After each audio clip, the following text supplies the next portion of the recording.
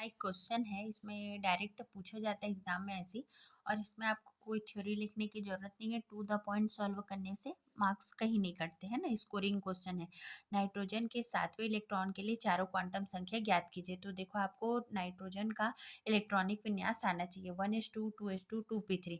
तो यहाँ पे 2 इलेक्ट्रॉन, यहाँ पे 4 है ना। और ये 2p3 में क्या होगा, ये 5वां 6वां और ये 7वां इलेक्ट्रॉन।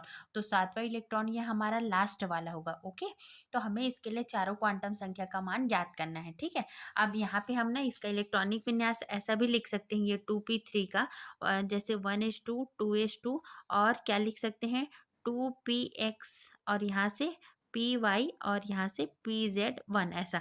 तो ये वाला हमारा क्या होगा, 7वां इलेक्ट्रॉन होगा। ठीक है, और यहाँ से ये क्या हो गया, ये px, ये वाला py और ये pz हो गया। तो यहाँ से -1 0 +1, ये मैंने पहले भी समझा दिया है।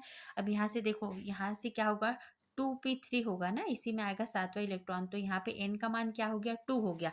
अब l का मान क्या करते हैं, हमारा जो n का मान है उससे -1 2 -1 1 आता है। तो 1 कौन सा होगा, p होगा। ठीक है, अब उसके बाद क्या है, चुंबकीय क्वांटम संख्या। तो ये क्या होगा, l का जो मान आया है 2l + 1, ये m का वैल्यू होता है। तो l का मान यहाँ 1 आया है। 2 × 1 + 1, तो यहाँ से क्या होगा 2 + 1 = 3। तो m का मान क्या होगा 3। यहाँ से देखो ये 1 2 3, तो यहाँ से क्या हो गया -1 0 और +1। तो यहाँ पे हमारा जो यहाँ तो 3 वैल्यू है, पर जो 7वां इलेक्ट्रॉन है ना, 7th नंबर का इलेक्ट्रॉन, उसके लिए m का मान क्या होगा, +1 होगा। ओके, m का मान क्या होगा, +1 होगा। यहाँ पे तो 3 मान है। तो ये हो गया हमारा 5वां 6वां 7वां इलेक्ट्रॉन।